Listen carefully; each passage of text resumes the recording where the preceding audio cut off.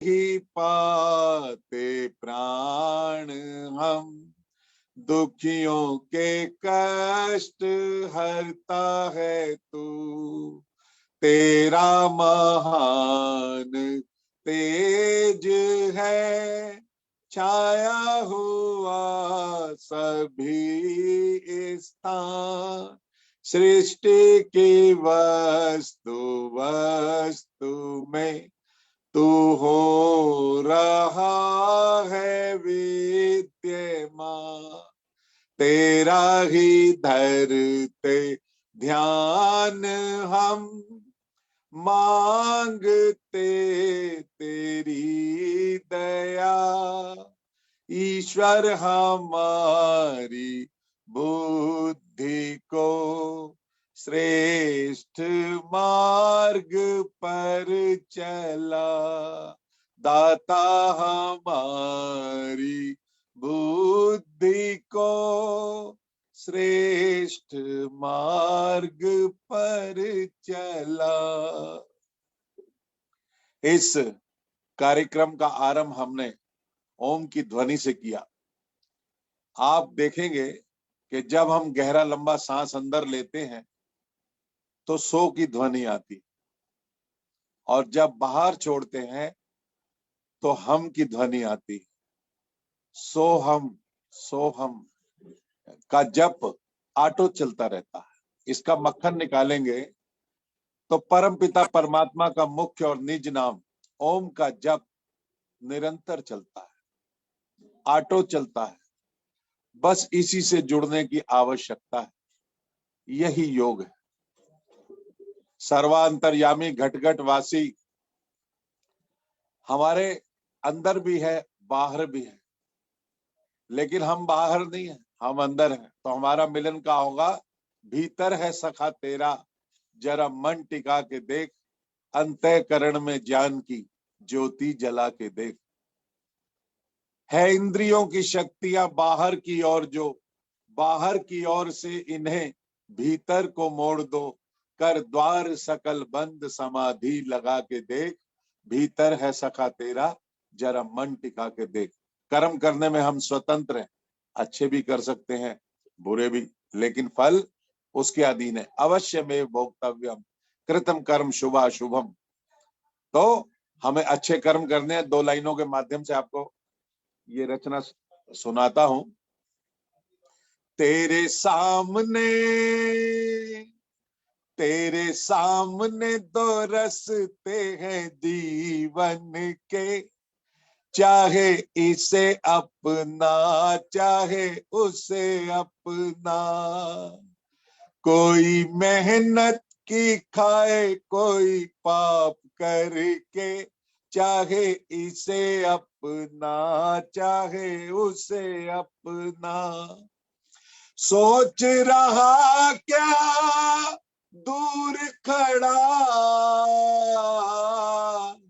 समय के रहते संभल जरा। करके भलाई पुण्य कमा, बुरे का होता अंत बुरा। जरा चलना कदम को संभाल करके, चाहे इसे अपना चाहे उसे अपना। दौलत तूने खूब कमाई, पर न कभी भी नाम कमाया। पेट से ज्यादा किसने खाई, व्यर्थ में हीरा जन्म गवाया। कैसे पाएगा तू सुख पाप करके, चाहे इसे अपना चाहे उसे अपना। बात बनाता क्यों बढ़ चढ़ के,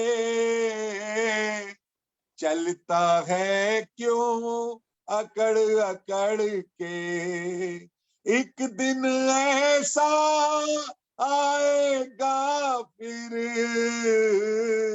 ले जाएगा काल पकड़ के, नैया पार लगा ले प्रभु नाम जप के, चाहे इसे अपना चाहे उसे अपना, तेरे सामने दो रस्ते हैं जीवन के, चाहे उसे अपना चाहे इसे अपना। बहुत सुंदर भजन के साथ इस कार्यक्रम का शुभारंभ किया केंद्रीय आर्य परिषद उत्तर प्रदेश के महामंत्री श्री प्रवीण आर्य जी ने। अब मैं माता संतोष जी से निवेदन करता हूं कि वो आए और इसी भजन की श्रृंखला में हाँ जी, सभी को सादर नमस्ते जी। एक भजन पेश कर रही हूँ जी। सृष्टि से पहले, आवाज आ रही है ना जी? आ रही है। अच्छा जी। सृष्टि से पहले अमर ओम नाम था, अमर ओम नाम था, आज भी है और कल भी रहेगा। सृष्टि से पहले अमर ओम नाम था, अमर ओम नाम था, आज भी है और कल भी रहेगा। उसी के आधार पर सारा संसार था, सारा संसार था, आज भी है और कल भी रहेगा। सूरज की किरणों में उसी का तेज समाया है, सूरज की किरणों में उसी का तेज समाया है, और चांद सितारों में प्रभु की शीतल छाया है, और चांद सितारों में प्रभु की शीतल छाया है। पृथ्वी की गोद में उसी का दुलार था, उसी का दुलार था, आज भी है और कल भी रहेगा। सृष्टि से पहले अमर ओम नाम था, अमर ओम नाम था, आज भी है और कल भी रहेगा। भंवरे की तानों में मधुर संगीत उसी का है, भंवरे की तानों में मधुर संगीत उसी का है, और फूलों के यौवन में रसीला मीत उसी का है, और फूलों के यौवन में रसीला मीत उसी का है। जल थल आकाश का, जल थल आकाश का वही कलाकार था, वही कलाकार था, आज भी है और कल भी रहेगा। सृष्टि से पहले अमर ओम नाम था, अमर ओम नाम था, आज भी है और कल भी रहेगा। दुख सुख का लंबा खेल विधाता ने जो रचाया है, दुख सुख का लंबा खेल विधाता विधाता ने जो रचाया है। ओ बंदे तेरी करनी का नक्शा सामने आया है। ओ बंदे तेरी करनी का नक्शा सामने आया है। तेरे पिछले कर्मों का उसी पे हिसाब था, उसी पे हिसाब था, आज भी है और कल भी रहेगा। सृष्टि से पहले अमर ओम नाम था, अमर ओम नाम था, आज भी है और कल भी रहेगा। मत कर तू अभिमान, एक दिन जान निकल जाएगी। मत कर तू अभिमान, एक दिन जान निकल जाएगी। और सजी सजाई ये काया मिट्टी में मिल जाएगी। और सजी सजाई ये काया मिट्टी में मिल जाएगी। मुक्ति का एक रास्ता, मुक्ति का एक रास्ता प्रभु का द्वार था, प्रभु का ही द्वार था, आज भी है और कल भी रहेगा। सृष्टि से पहले अमर ओम नाम था, अमर ओम नाम था, आज भी है और कल भी रहेगा। आज भी है और कल भी रहेगा। आज भी है और कल भी रहेगा। धन्यवाद जी समय देने के लिए। धन्यवाद माता जी। मैं देख पा रहा हूँ कि हमारे बीच में महेंद्र नागपाल जी और माता सुशांता जी, विजय लक्ष्मी जी, सोनू शर्मा जी और नरेंद्र आर्य जी हापुड़ से, नरेंद्र आर्य सुमन जी, माता जनक अरोड़ा जी, पुष्पा चुग जी, परवीना ठक्कर जी मुंबई से, साधना मित्तल जी, सभी लोग उपस्थित हैं। मैं उनका हार्दिक अभिनंदन करता हूँ इस कार्यक्रम में। हमारे आर्य समाज के प्रखर विद्वान और हरिद्वार के आचार्य अखिलेश्वर जी भी हमारे साथ जुड़े हुए हैं। मैं उनका भी हार्दिक स्वागत करता हूँ इस वेबिनार में। अब मैं मतलब कुसुम भंडारी जी से निवेदन करता हूँ कि वो एक गीत प्रस्तुत करें। माता कुसुम भंडारी। सभी को मेरा नमस्ते। मैं एक छोटा सा गीत रख रही हूँ अपना। अच्छा ही सभी कुछ होता है, अच्छा ही सभी कुछ होता है, इंसाफ है जो भगवान करे, फिर उसका किया कब टलता है। जो लाख यतन इंसान करे, अच्छा ही सभी कुछ होता है। हे परम कृपा उस ईश्वर की, तुझे जन्म मिला है मानव का। कोई और भी है इस दुनिया में जो इतना बड़ा एहसान करे, अच्छा ही सभी कुछ होता।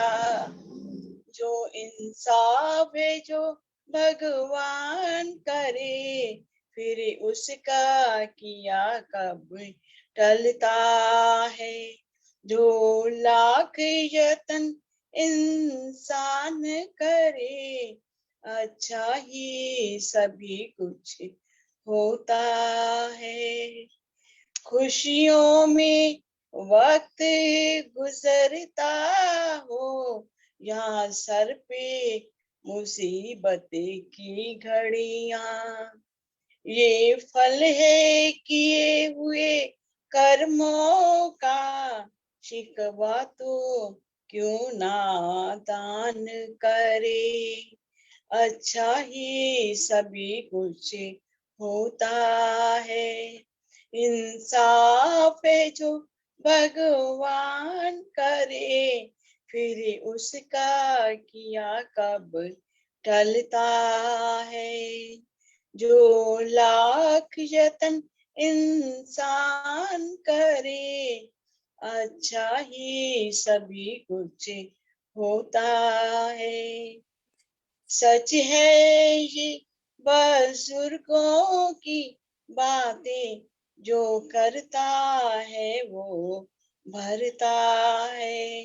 अरे उसका भला फिर क्या होगा, औरों का हुई जो नुकसान करे, अच्छा ही सभी कुछ होता है।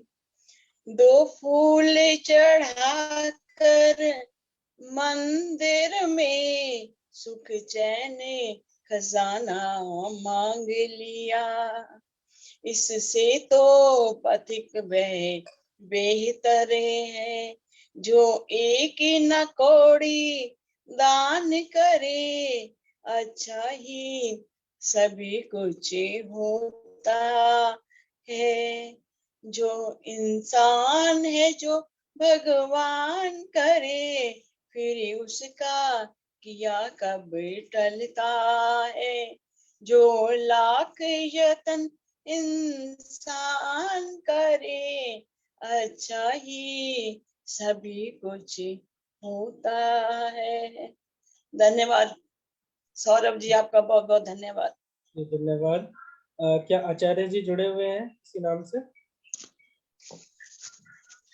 आचार्य चंद्रशेखर शर्मा जी जुड़े हुए हैं क्या?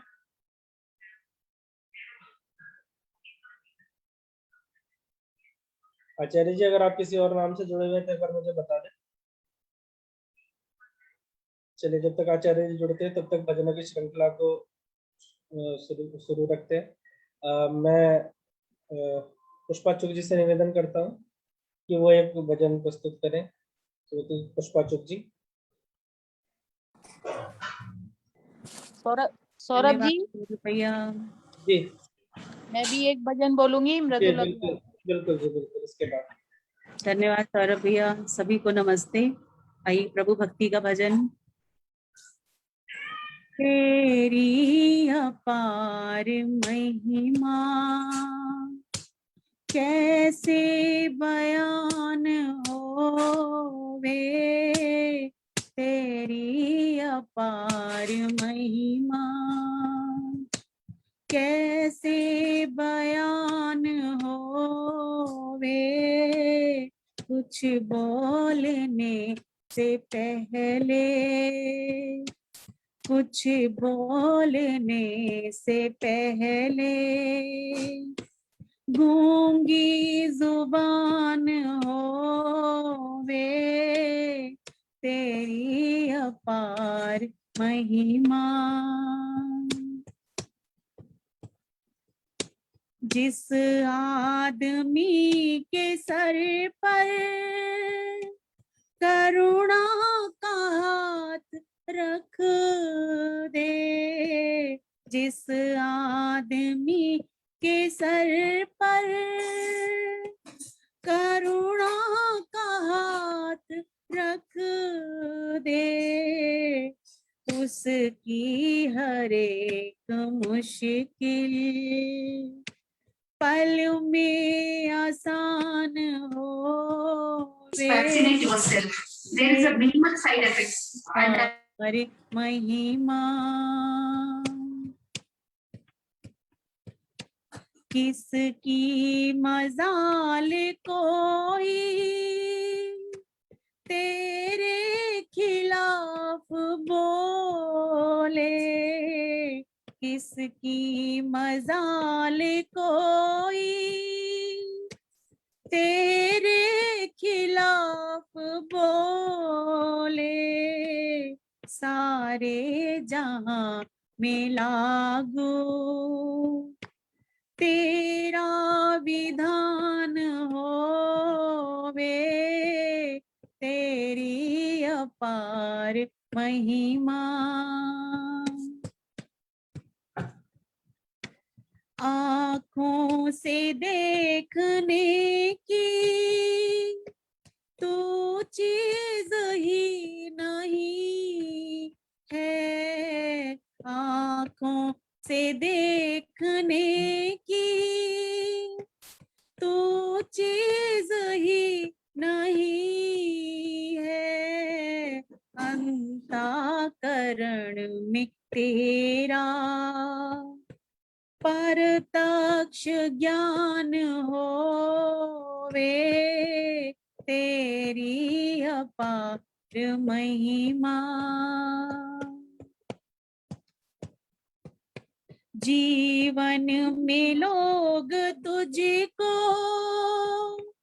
पहले नहीं बुलाते, जीवन में लोग तुझको पहले नहीं बुलाते, तब पथिक याद करते, जब लब पे जान होवे, तेरी अपार महिमा, तेरी अपार महिमा। कैसे बयान होवे, तेरी अपार महिमा। धन्यवाद, धन्यवाद सभी का। धन्यवाद जी। हमारे बीच में आनंद प्रकाश आर्य जी, केंद्रीय आर्य युवक परिषद उत्तर प्रदेश के अध्यक्ष, वो भी उपस्थित हैं, उनका भी स्वागत। अब मैं मृदुल अग्रवाल जी उनसे निवेदन करता हूँ कि वो एक भजन प्रस्तुत करें। जब तक आचार्य जी जुड़ेंगे तब तक भजनों का श्रृंखला हम चालू सौरभ रखेंगे। जी, एक मैंने भजन बोलना है, हाँ जी, हाँ सुशांता जी, जी वाला से। आपके बाद सुशांता जी ठीक और है एक जी, धन्यवाद जी। विजयलक्ष्मी जी का भी आया हुआ मैसेज। सौरभ जी, तो कैसे कौन छोड़ने जाए, क्योंकि सब इस कोरोना काल में सब भाग रहे हैं, सब नौकरी छोड़ के जा रहे हैं। मम्मी मुझे बोलती है कि बेटा। मृदुल अग्रवाल जी। हाँ जी, हाँ जी, आवाज आ रही है सौरभ जी? जी बिल्कुल आ रही है। हाँ जी, एक प्रभु भक्ति का भजन। सौरभ जी इनके बाद मेरा। हाँ जी, आपका भी रहेगा, अभी लोग जुड़ेंगे। सविता आर्य जी का भी रहेगा भजन। ठीक है। जब तक जग में शुभ कर्मों का संचित सामान नहीं होगा, तब तक भव पार उतरने का पूरा अरमान नहीं होगा। जब तक जग में शुभ कर्मों का संचित सामान नहीं होता, तब तक भव पार उतरने का पूरा अरमान नहीं होता। अच्छे व बुरे सब कर्मों से जाने पहचाने जाएंगे, जग में है कौन भला ऐसा जिसका इम्तिहान नहीं होगा। जब तक जग में शुभ कर्मों का संचित सामान नहीं होगा, तब तक भव पार उतरने का पूरा अरमान नहीं होगा। दुनिया में लाख हवन संध्या और पूजा पाठ करे कोई, जीवन में शुद्ध आचरण बिना हरगिज कल्याण नहीं होगा। जीवन में शुद्ध आचरण बिना हरगिज कल्याण नहीं होगा। जब तक जग में शुभ कर्मों का संचित सामान नहीं होता। जीवन की सुंदर खेती में जो बोगे सो काटोगे। मिर्ची का पेड़ अगर बोया बदले में आम नहीं होगा। बदले में आम नहीं होगा। जब तक जग में शुभ कर्मों का संचित सामान नहीं होता, तब तक भव पार उतरने का पूरा अरमान नहीं होता। दर्शन उस विश्व विधाता के होंगे तो इसी दिल में होंगे। मंदिर मस्जिद गुरुद्वारे में बैठा भगवान नहीं होगा। मंदिर मस्जिद गुरुद्वारे में बैठा भगवान नहीं होगा।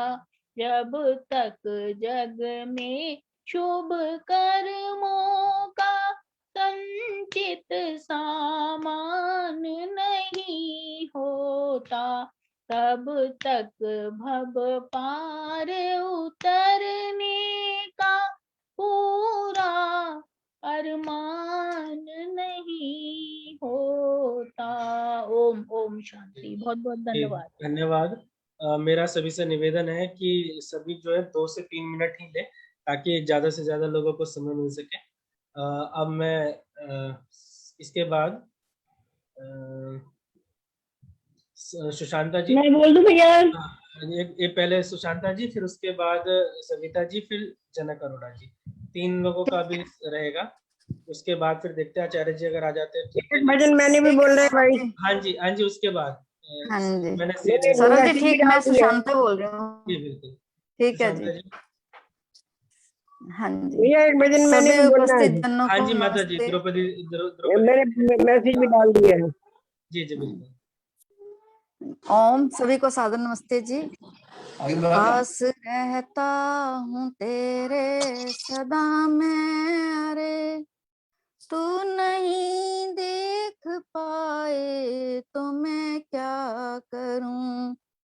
पास रहता हूँ तेरे सदा मैं, अरे तू नहीं देख पाए तो मैं क्या करूं। मूड मृग तुल्य चारों दिशाओं में तुम, ढूंढने मुझको जाए तो मैं क्या करूं। मूड मृग तुल्य चारों दिशाओं में तू, ढूंढने मुझको जाए तो मैं क्या करूं। पास रहता हूँ तेरे सदा मैं, अरे कोसता दोष देता है मुझको सदा। मुझको ये ना दिया, मुझको वो ना दिया।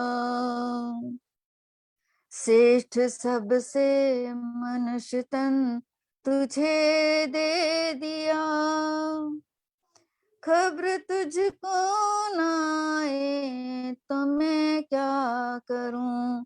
सब्र तुझको नाए तो मैं क्या करूं, पास रहता हूँ तेरे सदा मैं, अरे तू नहीं देख पाए तो मैं क्या करूं,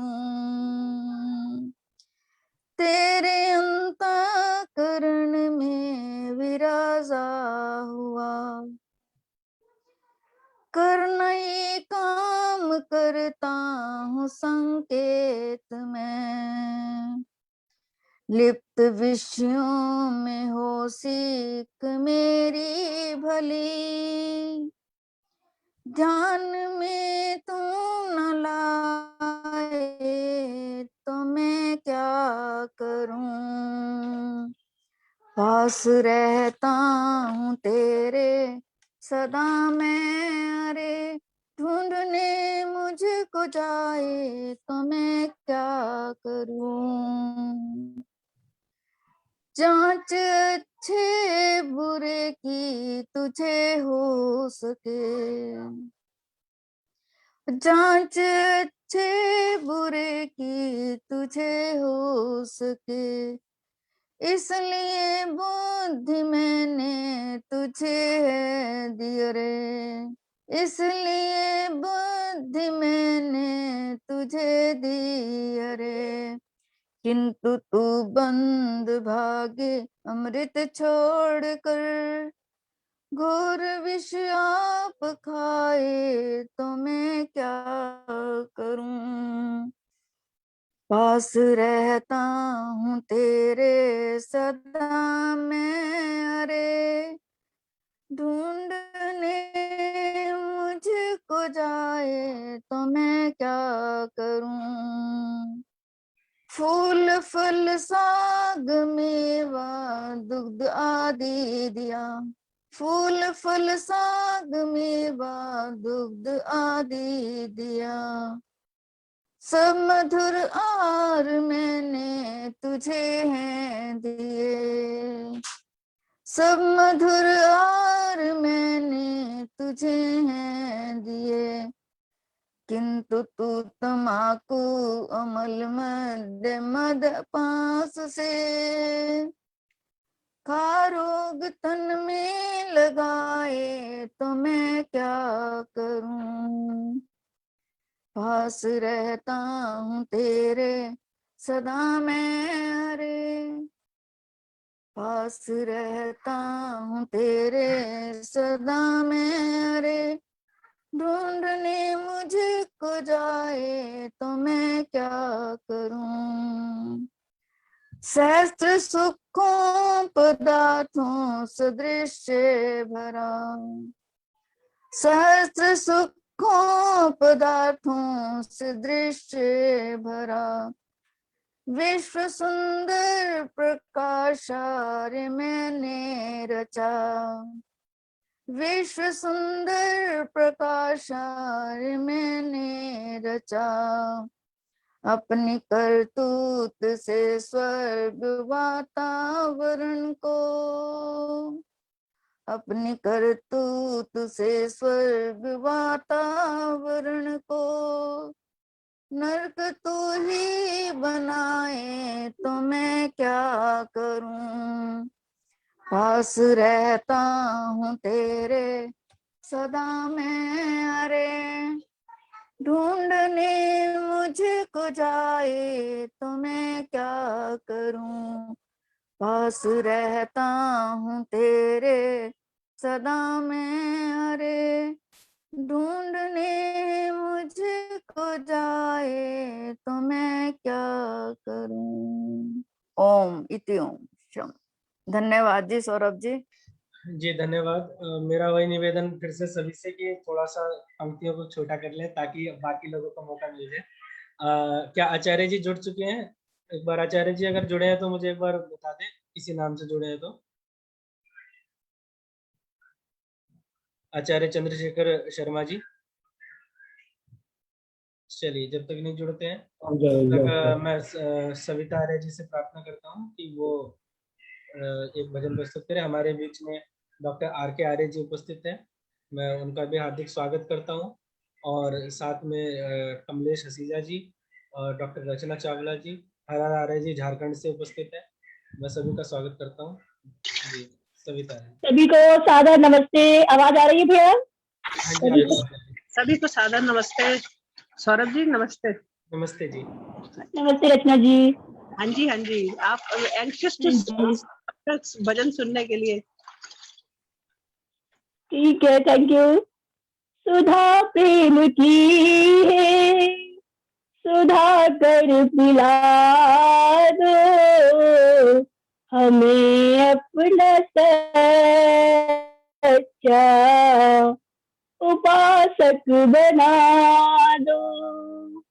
सुधा प्रेम की है, सुधा कर पिला दो हमें अपना सच्चा उपासक बना लो। हमें ना किसी से कभी भेंट प्रभु हो, सदा तेरे चरणों में मेरी लगन हो।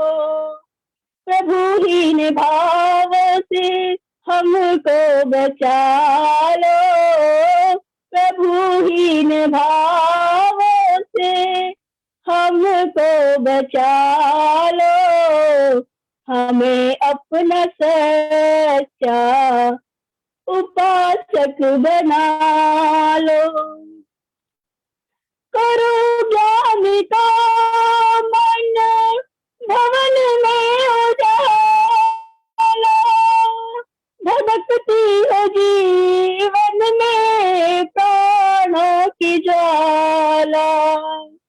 प्रभु सुप्त शक्ति हमारी जगा दो, प्रभु सुप्त शक्ति हमारी जगा दो, हमें अपना सच्चा उपासक बना लो। तुझे हर्ष में शोक में मैं न भूलूं, पिता प्यार की गोद में तेरी झूलूं।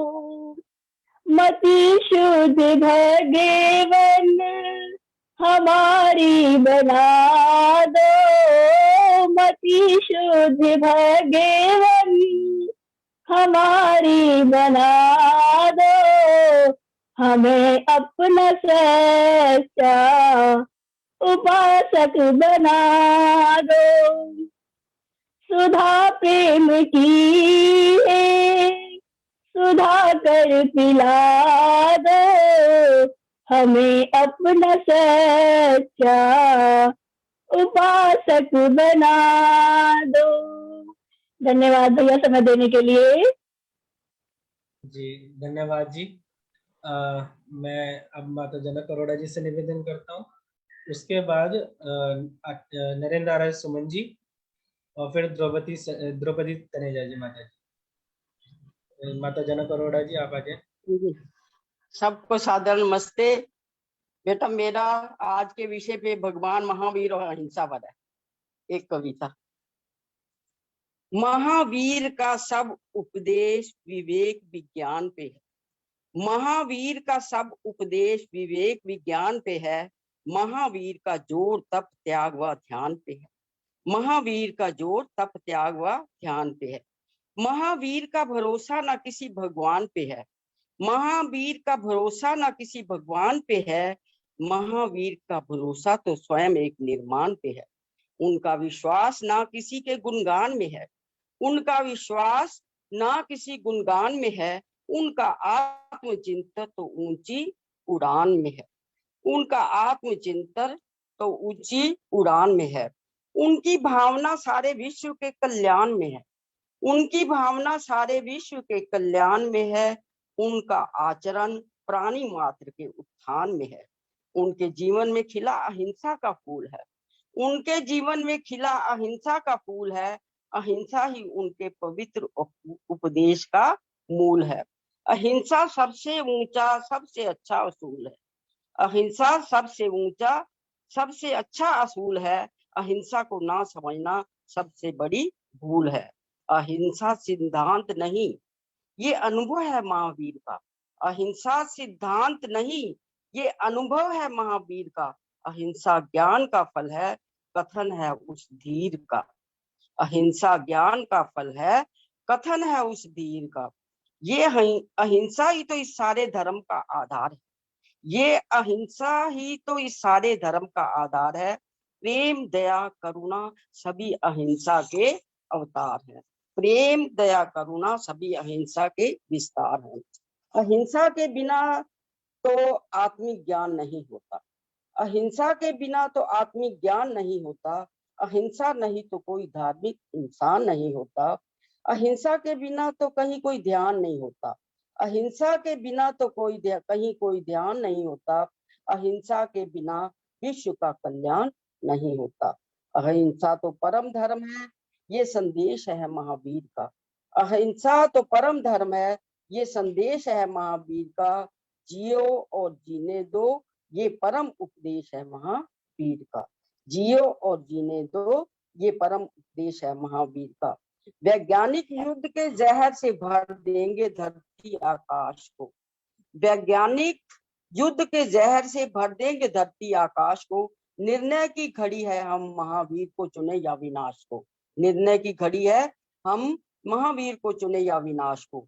महावीर की सुगंध को मंदिरों में ना बंद करो। महावीर की सुगंध को मंदिरों में ना बंद करो। ये सुगंध सर्वत्र ही फैले, ऐसा कोई प्रबंध करो। ये सुगंध सर्वत्र ही फैले, ऐसा कोई प्रबंध करो। आजाद उनकी मानो, उन्हें बंधन से आजाद करो। आजाद उनकी मानो, उन्हें बंधन से आजाद करो। महावीर सबके हैं, ना तुम उन्हें अपनी जायदाद करो। महावीर सबके हैं, ना तुम उन्हें अपनी जायदाद करो। महावीर सबके हैं, ना तुम उन्हें अपनी जायदाद करो। धन्यवाद बेटा। धन्यवाद माता जी। आपने आज का जो विषय है उसके ऊपर ही आपने पूरे व्याख्यान को की जगह पे आपने कुछ कविताओं में उसको आपने पूरा कर दिया। आपका बहुत बहुत धन्यवाद। शायद आज आचार्य जी नहीं जुड़ पा रहे हमारे साथ किसी कारणों से। आज का जो कार्यक्रम है हम पूरा बहनों का ही कार्यक्रम रखेंगे, सभी को मौका मिल जाएगा। तो अब मैं नरेंद्र आर्य सुमन जी से निवेदन करता हूँ कि वो आए और एक मधुर भजन प्रस्तुत करें। श्री नरेंद्र आर्य सुमन जी। ओम। सभी को सादर नमस्ते जी। महावीर जयंती, अहिंसा परम धर्म। अभी बहुत सुंदर कविता सुनी अहिंसा के ऊपर। उसी श्रृंखला को आगे बढ़ाते हुए इस धरती पर जितने भी जीव जंतु हैं उनको लोग मार मार कर खा रहे हैं। अधिक न कहता हुआ मैं अपना प्रस्तुत करता हूँ। देख बंदे तेरी है यही बंदगी, तू किसी जीव को भी सताया न कर। देख बंदे तेरी है यही बंदगी, तू किसी जीव को भी सताया न कर। ना किसी पे जरा सी दया कर सके, तो जुल्म भी किसी पे उठाया न कर। देख बंदे तेरी है यही बंदगी,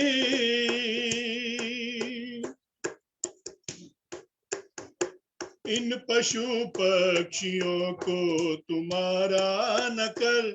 मौत के घाट इनको उतारा न कर। मौत के घाट इनको उतारा न कर।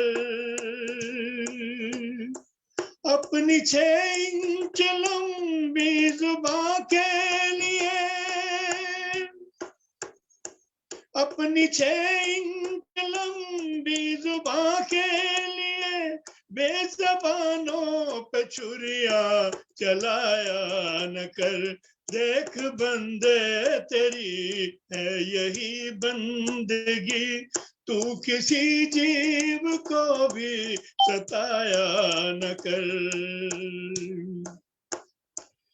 इन बेचारों ने तेरा बिगाड़ा है क्या, कोई घर बार तोड़ा उजाड़ा है क्या, कोई घर बार तोड़ा उजाड़ा है क्या। तू घड़ी दो घड़ी की लहर के लिए, तू घड़ी दो घड़ी की लहर के लिए इन गरीबों के खून से नहाया न कर। देख बंदे तेरी है यही बंदगी, तू किसी जीव को भी सताया न कर। ना किसी पे जरा सी दया कर सके तो जुल्म भी किसी पे उठाया न कर। देख बंदे तेरी है यही बंदगी। धन्यवाद सौरभ जी। धन्यवाद जी, बहुत ही सुंदर गीत आपने प्रस्तुत किया, बहुत अच्छा संदेश उसमें। अब मैं माता द्रौपदी तनेजा जी से निवेदन करता हूँ कि वो आए और एक गीत प्रस्तुत करें। उसके बाद मैं डॉक्टर R.K. आर्य जी से निवेदन करूंगा कि वो हम सभी का मार्गदर्शन करें, आशीर्वाद दें। पहले माता द्रौपदी तनेजा जी। माता जी अपना माइक ऑन कर लीजिए। हमारा रिक्वेस्ट देखा ना भाई साहब? जी जी बिल्कुल बिल्कुल, आपका मैंने रिक्वेस्ट देखा है। अभी सबका रहेगा आज, अभी आचार्य जी नहीं है तो सबका मैं यही करते रहेंगे, भजन का करेंगे। हेलो जी गुप्ता जी, आवाज आ रही है? जी आ रही है जी, आपकी आवाज आ रही है। पहले मैं सबसे पहले तो भैया आप सभी को बधाई और धन्यवाद दूंगा कि आज इतने भयंकर स्थिति है पूरे देश में कोविड की, और उसके बावजूद भी आप अपना इस कार्यक्रम को आगे चला रहे हैं। इसके लिए हमारे प्रवीण आर्य जी, सौरभ जी, प्रवीण जी सभी बधाई के पात्र हैं। साथ ही जो लोग समय निकालकर, सम्मानित बहनें अपना समय निकालकर इस कार्यक्रम में आगे सहयोग कर रही हैं, उनका भी मैं बहुत बहुत हृदय से आभार व्यक्त करता हूं, धन्यवाद देता हूं। और वास्तव में आज जो संसार की स्थिति है उसमें अहिंसा परमो धर्म का जो सिद्धांत हमने पढ़ा भी है, आज उसकी बहुत ज्यादा आवश्यकता है। मेरे से पूर्व अभी हमारे एक सम्मानित साथी सुंदर गाया है, मेरे पास नहीं है, अन्यथा मैं तो मिलकर के उनका आभार व्यक्त करता। बहन जी ने बहुत सुंदर गीत कविता प्रस्तुत की है। ये सब एक नई प्रेरणा के स्रोत हैं, संसार को, पूरे समाज को एक नई दिशा देने का एक माध्यम है। भाई सौरभ जी, आप वास्तव में बधाई के पात्र हैं कि आपने एक अवसर दिया और सभी को दिया है।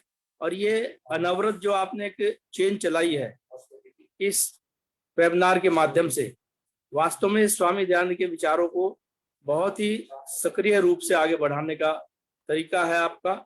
मैं इसके लिए आप सभी को, जो भी सम्मानित बहनें आई हैं, जुड़ी है, या देश के कोने कोने से लोगों को जोड़ने का प्रयास किया जा रहा है, इसके लिए मैं हृदय से आभार व्यक्त करता हूं।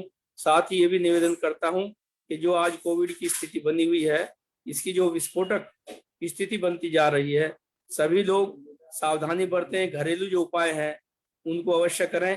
रात में सेंधा नमक, हल्दी के गरारे करना हो, या घर में जो रसोई के अंदर आपके कोविड की चीजें, बचाव की चीजें रखी हुई हैं, काली मिर्च, लौंग, इलायची वगैरह, तुलसी, इन सभी, अदरक, इन सभी का सेवन करें। पहली आवश्यकता सभी को अपने को सुरक्षित रखने की है, और उसके बाद दूसरों का सहयोग करने की है, दूसरों को प्रेरित करने की है कि मास्क भी लगाएं, दूरी भी रखें, और बार बार हाथ भी धोएं, और दूसरों को प्रेरित करें। मैं आपका पुनः बहुत बहुत हार्दिक आभार व्यक्त करता हूं, धन्यवाद देता हूं, और उम्मीद करता हूं कि इस कोविड काल में भी ये हमारा जो कार्यक्रम चलता रहेगा और लोगों को जागरूक करता रहेगा कि किस तरह वो अपना बचाव करें, और किस तरह हमारी जो एक सैद्धांतिक जिंदगी रही है, भारत ने जो दुनिया को एक दिशा दिखाई है, रास्ता दिखाया है, उसी पर सभी को प्रेरित करेंगे। बहुत बहुत धन्यवाद सौरभ जी। धन्यवाद जी। आप थे डॉक्टर R.K. आर्य जी, गाजियाबाद के सुप्रसिद्ध समाज सेवी हैं और स्वदेशी फार्मेसी हरिद्वार के निदेशक हैं। धन्यवाद। अब मैं माता द्रौपदी तनेजा जी से निवेदन करता हूँ कि वो अपना भजन प्रस्तुत करेंगे। माता जी अपना माइक ऑन कर लीजिए।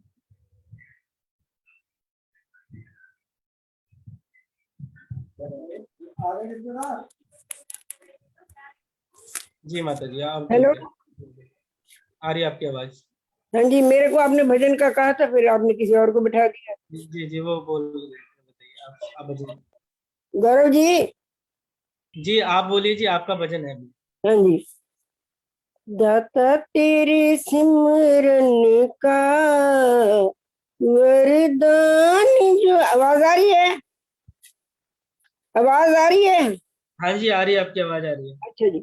दाता तेरे सिमरन का वरदान जो मिल जाए, दाता तेरे सिमरन का वरदान जो मिल जाए, मुरझाई कली दिल की एक आन में खिल जाए, मुरझाई कली दिल की एक आन में खिल जाए, सुनती है तेरी रहमत दिन रात बरसती है, सुनते हैं तेरी रहमत दिन रात बरसती है, एक बूंद जो मिल जाए,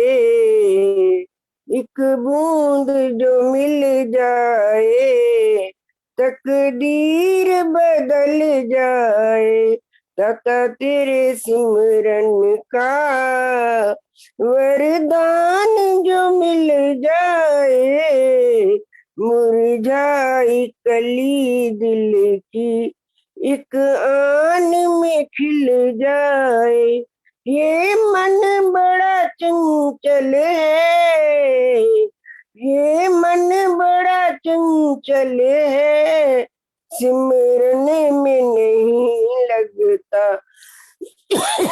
जितना इसे समझाऊं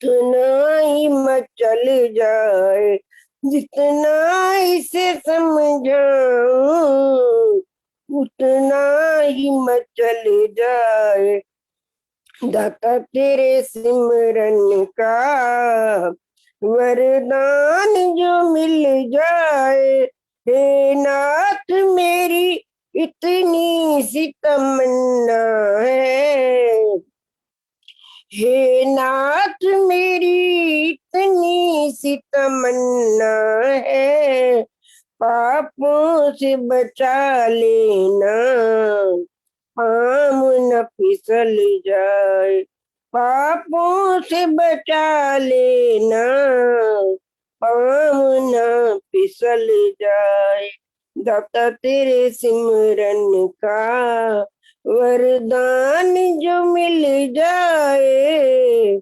मुरझाई कली दिल की एक आन में खिल जाए, देवत्व के फूलों से दामन को मेरे भर दो, देवत्व के फूलों से दामन को मेरे भर दो, जीवन ये सुगंधित हो, जीवन ये सुगंधित हो, दुर्गंध निकल जाए, दाता तेरे सिमरन का वरदान जो मिल जाए, ऐ मानव तू दिल से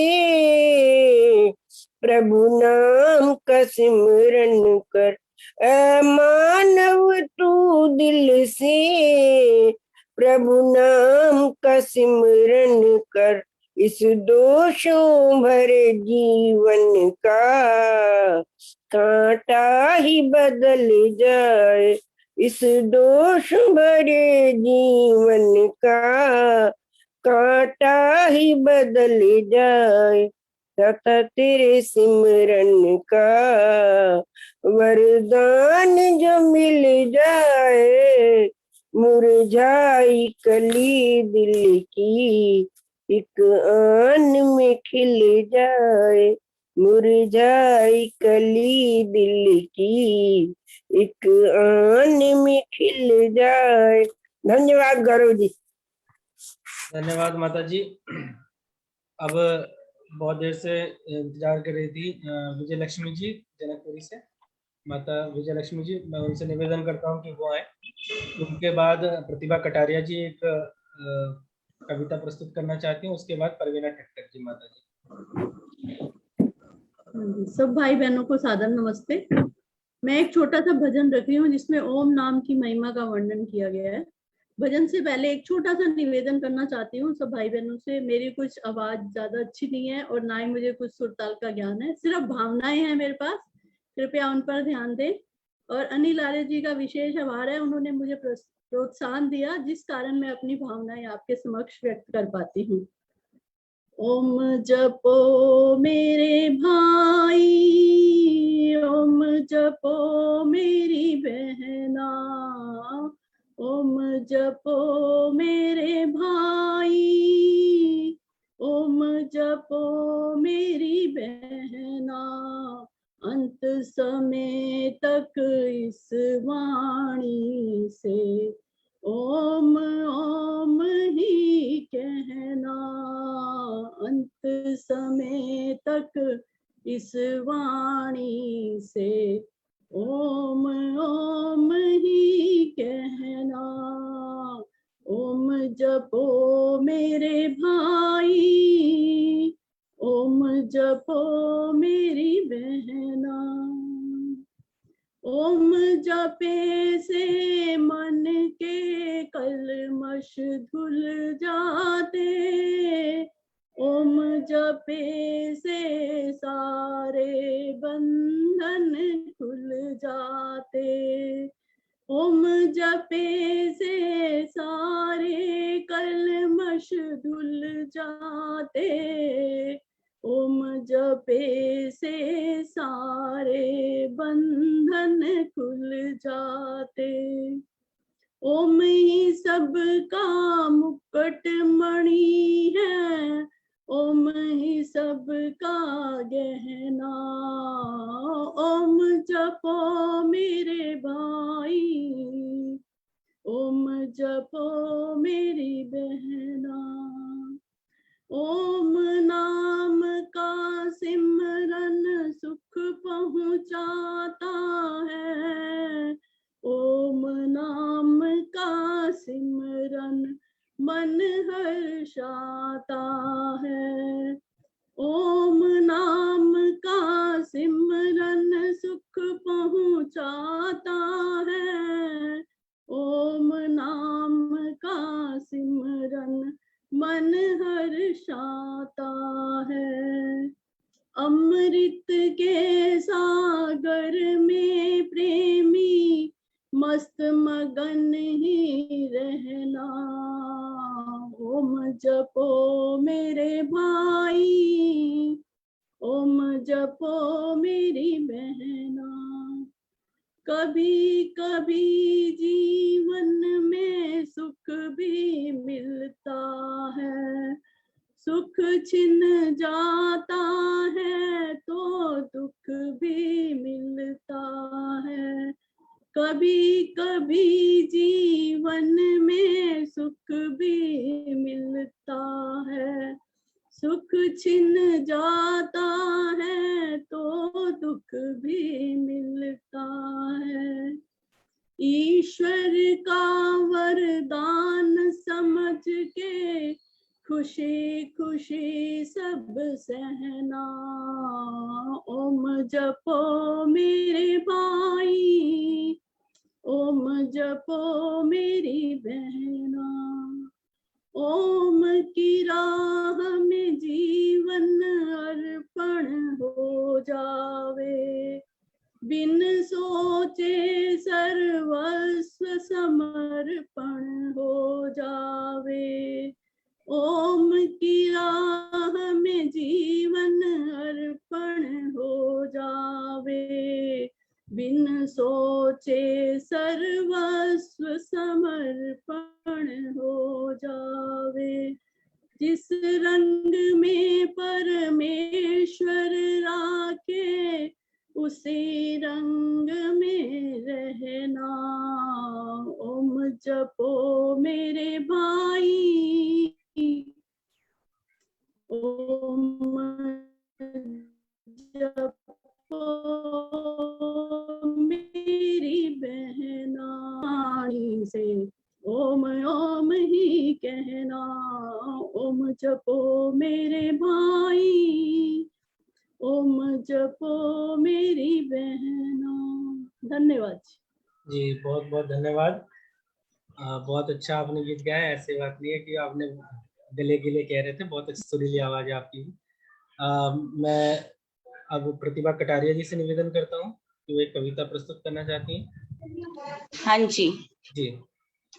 आदरणीय अनिल आर्य जी, सौरभ जी और तथा सभी आर्य जनों को मेरी सादर नमस्ते। मेरी कविता का शीर्षक है असुर संहारक राम। श्री राम लक्ष्मण को वन में खर दूषण आदि राक्षस मिलते हैं। राम ने उनसे प्रश्न किया कि आप यहाँ क्या कार्य करते हैं? राक्षस अट्टहास पूर्वक सदंभ यह उत्तर देते हैं, आर्यों के भवन कुटीर में लगाना आग, आर्यों के भवन कुटीर में लगाना आग, उनके ही डसने को फेंकना विषैले नाग, उनके ही डसने को फेंकना विषैले नाग, गरम गरम शोणित से खेलना प्रचंड फाग, गरम गरम शोणित से खेलना प्रचंड फाग, होकर निर्लज्ज नारियों की लूटना सुहाग, मारना विरक्त विप्र निर्बलों को घेर घेर, मांस खाना रक्त पीना अस्थि के लगाना ढेर, भोले पथिकों पे गिद्ध के भोले पथिकों को गिद्ध के समान लूटना, होकर निशंक धन धाम धरा लूटना, ऋषियों के शीश काट गेंद से उछालना, ऋषियों के शीश काट गेंद से उछालना, यज्ञ आदि कार्यों में सदैव विघ्न डालना, वैदिक प्रणाली को मिटाना मुख्य काम है, वैदिक प्रणाली को मिटाना मुख्य काम है, हम हैं स्वतंत्र किसी की ना रोकथाम है, हम हैं स्वतंत्र किसी की ना रोकथाम है, अधम निशाचरों के सुन ये कुटिल बैन, अधम निशाचरों के सुन ये कुटिल बैन, राम और लक्ष्मण की हो गए अरुण नैन, राम और लक्ष्मण की हो गए अरुण नैन, बोले जन्म से ही हमें शिक्षा मिली ये उचित, बोले जन्म से ही हमें ये शिक्षा मिली ये उचित, लेना हाथ धनु बाण लौकिक कल्याण हित, लेना हाथ धनु बाण लौकिक कल्याण हित, देखे ललनाओं को कुदृष्टि से जो कोई नीच, देखे ललनाओं को कुदृष्टि से जो कोई नीच, उसकी निकाल लेना आंखें जीभ लेना खींच, उसकी निकाल लेना आंखें जीभ लेना खींच, आए काल भी समक्ष पीठ नहीं मोड़ना, आए काल भी समक्ष पीठ नहीं मोड़ना, दीन दुखी के समस्त विघ्न जाल तोड़ना, दुष्ट दंभी दैत्यों को कभी ना जीता छोड़ना, कहीं मिल जाए तो तुरंत शीश फोड़ना, भोले लोगों को सताने में ना जिन्हें लाज है, उनको मिटाना ही हमारा मुख्य काज है, दोनों भ्रातृ वरों के फड़क उठे भुज दंड, हाथ लिया धनु किया युद्ध अति प्रचंड, भूमि पे सुलाए सभी दुष्ट दैत्य मार मार, भूमि पे सुलाए सभी दुष्ट दैत्य मार मार, किया साधु विप्र यज्ञ संस्कृति का उद्धार, किया साधु विप्र यज्ञ संस्कृति का उद्धार। धन्यवाद जी, बहुत बहुत धन्यवाद। क्या डॉक्टर गोपाल बाहेती जी जुड़े हुए हैं क्या? डॉक्टर गोपाल बाहेती जी अजमेर से, डॉक्टर गोपाल बाहेती जी जुड़े हुए हैं? शायद नहीं जुड़े हुए। हमारे बीच में डॉक्टर सुषमा आर्य जी उपस्थित हैं, केंद्रीय आर्य युवती परिषद की महामंत्री जी। तो मैं उनसे भी निवेदन करूंगा कि वो 5-10 मिनट हमारा मार्गदर्शन करें। उससे पहले माता परवीना ठक्कर जी मुंबई से, वो आ जाए, वो अपना गीत प्रस्तुत करें। उसके बाद डॉक्टर सुषमा आर्य जी। सभी आर्यजनों को हमारा नमस्ते। हे दीन बंधु करुणा सिंधु पार करो मोरी नैया। हे दीन बंधु करुणा सिंधु पार करो मोरी नैया।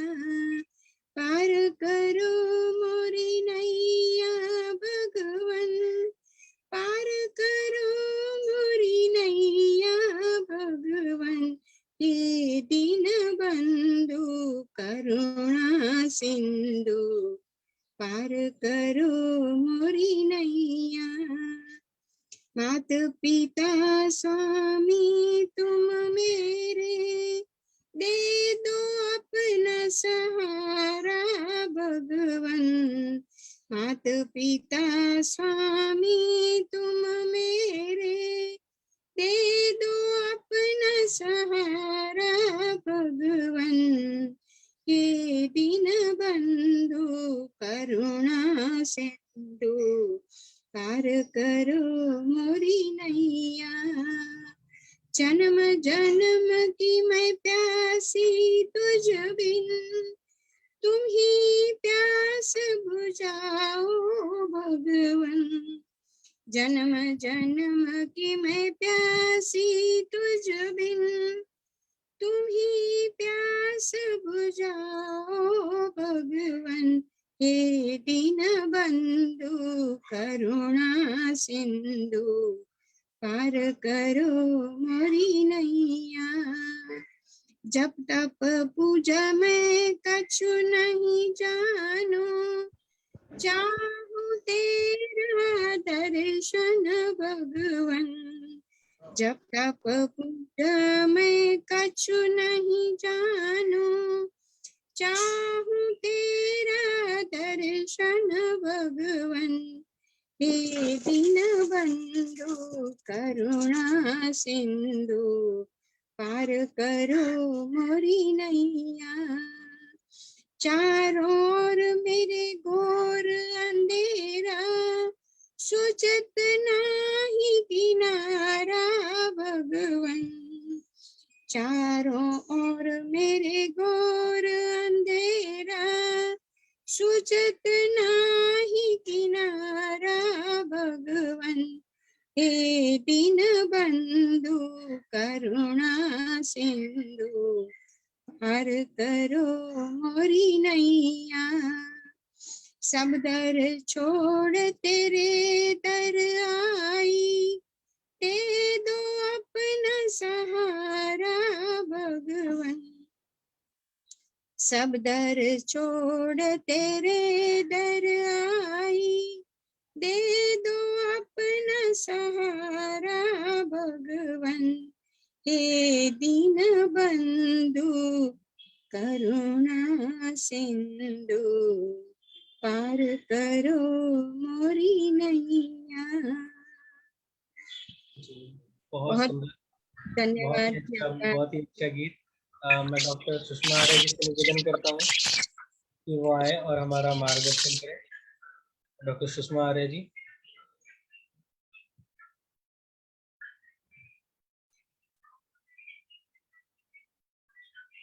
डॉक्टर सुषमा आर्य जी, महामंत्रिणी केंद्रीय आर्य युवती परिषद। हाँ, क्या मैं 5 मिनट 2-3 मिनट में बोलूं? जी जी बिल्कुल। हाँ, 1 मिनट आपने अभी बोला ना। हाँ, 2-3 मिनट में बोलती हूँ। जी जी बिल्कुल ठीक है। मैं किचन में गैस ऑफ करके आती हूँ। ओके ओके ठीक है। आचार्य जी नहीं जुड़ पाएंगे हमारे साथ, उनको जो है कोरोना हो गया है, तो वो नहीं जुड़ पाएंगे हमारे साथ। मैं माता चंद्रकांता आर्य जी कोई कुछ सुनाना चाहेंगी? माता चंद्रकांता आर्य जी। नमस्ते जी। नमस्ते जी माता जी। सौरभ जी आपको भी नमस्ते, और श्री अनिल जी को बहुत बहुत धन्यवाद प्रभु का कि वो अब कुछ स्वस्थ हो गए हैं पहले से। प्रभु से कामना करते हैं कि वो सदैव ठीक रहें और हमारा मार्गदर्शन करते रहें। आज महावीर जी की जयंती के उपलक्ष्य में चंद शब्द मैं अपने विचार आपके सामने प्रस्तुत करना चाहती हूँ। महावीर जी जयंती के अवसर पर उनके ये वो विचार हमें स्मरण आते हैं, जियो और जीने दो। भगवान महावीर द्वारा सदियों पूर्व स्थापित किए गए सत्य, अहिंसा और अपरिग्रह जैसे सिद्धांत आज भी सामयिक हैं। ये बताते हैं कि कैसे सत्य पर अटल रहकर हम दूसरों की रक्षा कर सकते हैं, कैसे अहिंसा के जरिए हम अपना जीवन बचा सकते हैं, दूसरों का जीवन बचा सकते हैं, कैसे अपरिग्रह के माध्यम से हम मददगार बन सकते हैं, अर्थात जियो और जीने दो का संदेश कैसे हम दूसरों को सुनाने के साथ साथ उसका परिपालन भी कर सकते हैं। तो सबसे पहले उनके 5 सिद्धांत थे जो मुख्य हैं। सबसे पहले सत्य के ऊपर विचार करते हैं कि कोरोना काल में यदि आप संक्रमित हैं तो छिपाए नहीं। मेरी आवाज आ रही है जी? जी माता जी बिल्कुल आ रही है जी, आ रही है आवाज आ रही है? हाँ जी जी आ रही है, आपकी आवाज आ रही है। कोरोना काल में यदि आप संक्रमित हैं तो छिपाए नहीं। झूठ बोलेंगे या सत्य छिपाएंगे तो आप अपने साथ परिवार, मित्रों, पड़ोसियों और परिचितों सहित समाज के कई लोगों को संक्रमित करेंगे, जो घातक होगा। दूसरा है अहिंसा। कोरोना कर्फ्यू और लॉकडाउन के चलते बाजार बंद हैं, होटल रेस्टोरेंट पर ताला लगा हुआ है, चारे वाले चारा नहीं ला पा रहे हैं। अगर आपके आसपास शहर में चौपाए मवेशी घूमते हैं, उनकी हालत बहुत खराब है, वो बेचारे भूखे हैं, उन्हें मारकर भगाने की बजाय उन्हें कुछ खाने के लिए यथासंभव चारा या कुछ देने का प्रयास करें, उनका जीवन बचाएं। ये भी अहिंसा का एक सबसे बड़ा सर्वोत्तम अवसर है, हम उसका पालन करें प्रैक्टिकल रूप में। तीसरा है कि आचार्य अर्थात चोरी ना करें, आचोरी अर्थात चोरी ना करें, काला बाजारी नहीं करें। आज इस संकट काल में जीवन रक्षक दवाओं की किल्लत होती जा रही है, इंजेक्शन ऑक्सीजन को लेकर काला बाजारी जारी है और इसके साथ साथ मुनाफे के लिए रेमडेसिविर आदि दवाइयां हैं, उनकी भी चोरी की जा रही है। ये हमारे चरित्र के लिए, हमारी उन्नति के लिए, देश के लिए, समाज के लिए, अपने परिवार की शुद्ध कमाई के लिए एक बहुत बड़ा अभिशाप है। ऐसी चोरी की कमाई से हम अपने पालन पोषण करेंगे अपने परिवार का, तो निश्चय ही हमारा पतन होगा, हम कभी उत्थान की ओर नहीं बढ़ सकते। चौथा है अपरिग्रह। भगवान महावीर के सिद्धांतों में अपरिग्रह का बहुत बड़ा महत्व है। आवश्यकता से अधिक वस्तुओं को अपने पास एकदम इकट्ठा करना ये अच्छा नहीं है। एक तरफ कुछ लोग के पास राशन है, नहीं है, खाने के लिए नहीं है, 2 वक्त की रोटी के लिए मोहताज हैं, और हम उन बेसहारा लोगों की मदद करने की बजाय उनका भोजन अपने घर में इकट्ठा करते हैं जरूरत से अधिक। तो ये भी हमारे लिए ठीक नहीं है, उचित नहीं है, ये मानवता नहीं दर्शाता। 5वां है ब्रह्मचर्य। कोरोना काल में इस सिद्धांत को हम सामान्य ब्रह्मचर्य के साथ साथ संयम को भी जोड़ देते हैं, क्योंकि संयम हमारे लिए बहुत उपयोगी है। मौजूदा दौर में हम देखें तो सीधा अर्थ है कि सात्विक जीवन जीना चाहिए, अच्छे विचार अपनाने चाहिए, भगवान का ध्यान करना चाहिए, विद्या ग्रहण करें और घर पर ही रहें। महावीर जी कहा करते थे कि मैं की मृत्यु ही महावीर का जीवन है। मतलब मैं अहम की मृत्यु कर देना, अपने जीवन को उत्थान की ओर ले जाना है, महावीर को पाना है, अर्थात भगवान को पाना है। अपने भगवान हम तो पुरुष में भगवान तो सबके अंदर है, लेकिन इस रचिता संसार को बनाने वाला रचिता एक ही है। अगर हमने उसको पाना है तो हमें अपने अहंकार को खत्म करके ओम का जाप, गायत्री का जाप करना चाहिए। जाप करना चाहिए। लेकिन हाँ जी, गायत्री जाप करना चाहिए। महावीर जी ओमकार का नाम कहते हैं, ममकार करना, अर्थात उसको छोड़ना, अहम को छोड़ देना। इस प्रकोप के समय उनकी मौन उपस्थिति जो होती है वो भी अपने आप चली जाती है, अर्थात प्रभाव दिखा देती है। कोरोना भी जा सकता है यदि हर व्यक्ति अनुशासन में आकर आए, दूसरों से दूर रहे, अपने पास खिसक आए तो कोरोना का प्रभाव समाप्त हो जाता है। हम अपने अंदर सिमट जाएं। जब हम समय के प्रति जागृत होते हैं तब बीमारियां अपने आप हमारे पास नहीं आती है। अहंकार से रहित साधना, स्वार्थ से रहित भावना, कपट से रहित स्वभाव और आप शांति का पैगाम बन जाता है। सूर्य की तरह आभा फैलाना सीखें, चंद्र की तरह हम शीतलता फैलाना सीखें, जल की तरह हम तरल रहें। जैसे फूल खुशबू फैलाता है, फैलाता नहीं, वे अपने आप फैलती है। इसी प्रकार सूर्य रोशनी देता है लेकिन वो अपने आप सबके पास पहुंच जाते हैं, किसी के घर घर जाकर रोशनी नहीं देता। इसलिए हमारे लिए ये सबसे बड़ा संदेश है कि हम इतने नेक काम करें, इतने उत्तम काम करें, मानवता की सेवा करें और मानव धर्म को अपनाएं, तो आपकी हमारी अपनी खुशबू, जीवन के चरित्र की खुशबू अपने आप फैलेगी। तो कोई भी महापुरुष ऐसा नहीं है जो हमें ये ना बताता हो कि मृत्यु और बीमारी का भय आत्म बल को जन्म देता है और जब विपरीत पदार्थ का सेवन है वो हमें दूर कर देता है। अपने आत्मविश्वास को जगाने का सरल तरीका है शरीर और इंद्रियों की गुलामी से बचें। राम, कृष्ण, दयानंद, महावीर जी, बौद्ध, जितने भी महापुरुष हुए हैं, हर तरह की मर्यादा में रहे, इससे आत्मविश्वास जागृत होता है। इसलिए हमें भी कोरोना काल में मर्यादाओं का पालन करना चाहिए और महापुरुष की शिक्षा का अनुसरण करके अपने जीवन को उत्तम बनाएं और दूसरों के मददगार बने। धन्यवाद। इति योग। जी धन्यवाद माता जी, बहुत अच्छा संदेश आपने दिया सभी को। अब मैं डॉक्टर सुषमा आर्य जी, महामंत्रिणी केंद्रीय आर्य युवती परिषद, इनसे निवेदन करता हूँ कि वो 5 से 10 मिनट अपने विचार हम सभी के समक्ष रखें। उसके बाद आचार्य हरिओम शास्त्री जी फरीदाबाद से 5 मिनट।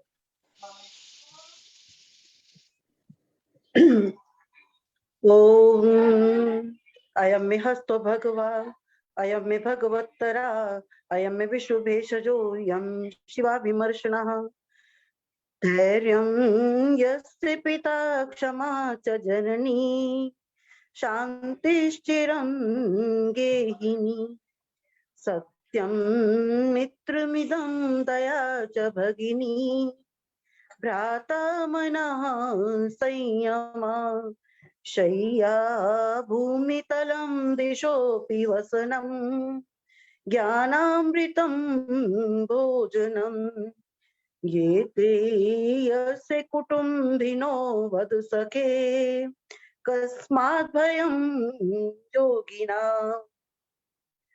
ये जो मैंने अभी भर्तृहरि का श्लोक आपको कहा, धैर्य जिसका पिता है, क्षमा जिसकी माता है, शांति जिसकी सखी है, सत्य जिसका मित्र है, दया जिसकी बहन है और भ्राता जिसका संयम है और धरती पर वो सोता है, वही योगी होता है।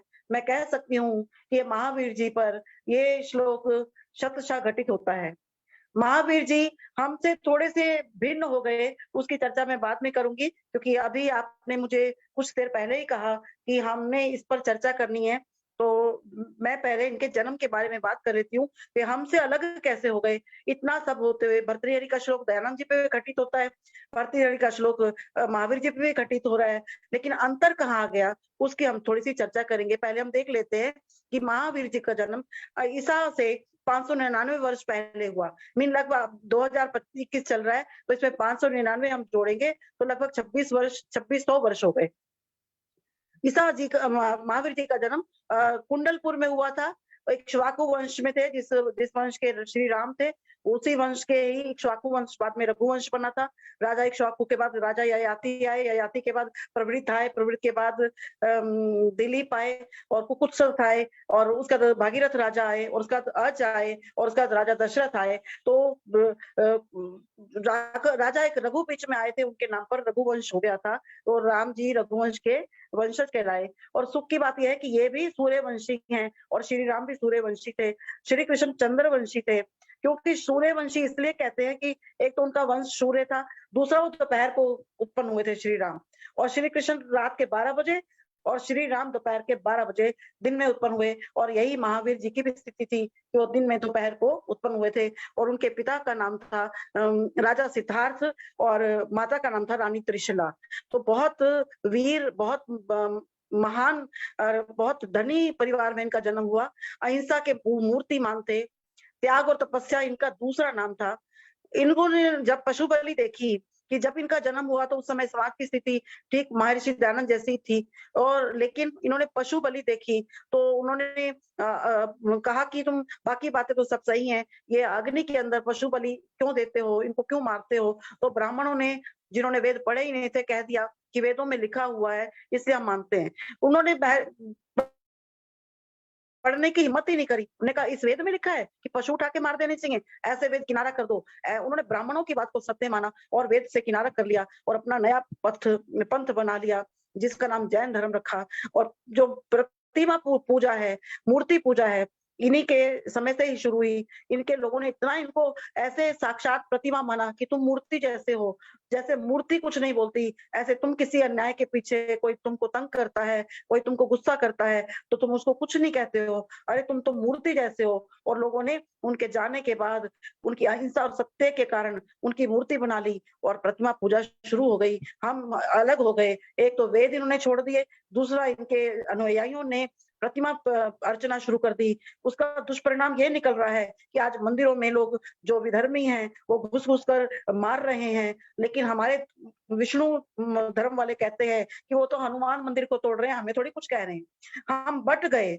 बटने से क्या हो गया, जब जो घर बट जाता है दूसरा बंदर आकर तमाशा देखता है। वही कहानी आज चल रही है।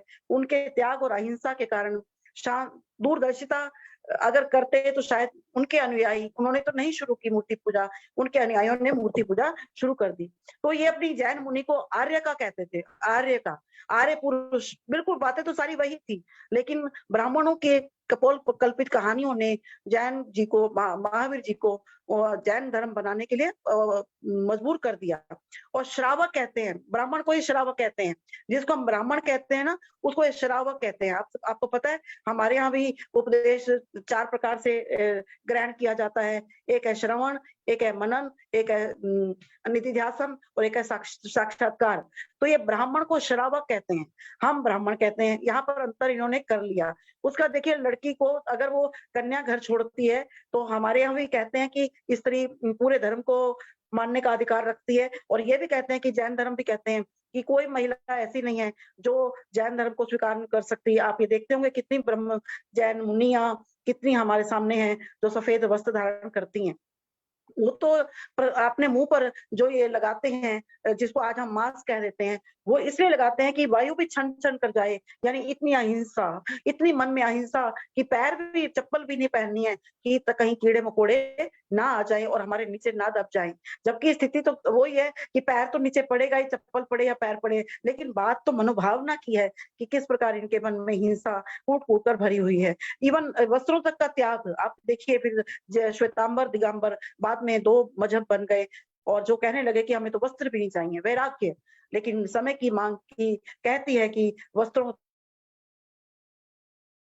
वस्त्रों का तो धारण करना चाहिए। महर्षि दयानंद भी ऐसे रहते थे, लेकिन लोगों ने उनको कहा अगर स्त्री जाति का आपने उपकार करना है तो आपको वस्त्र पहनने ही पड़ेंगे, तो उन्होंने स्वीकार किया था। ऐसे ही इस मजहब को भी अभी भी हम देखते हैं, वो दिगंबर हैं, उनको भी वस्त्रों का ग्रहण कर लेना चाहिए। और उनके 3-4 बातें हैं कि मंदिर के प्रतिदिन दर्शन करने हैं, तो जो आसपास जैन मंदिर हैं वो लोग प्रतिदिन जाते हैं, जो हमसे थोड़ा सा अलग हो जाता है कि हम चाहते हैं दर्शन करो, मौन दर्शन करो।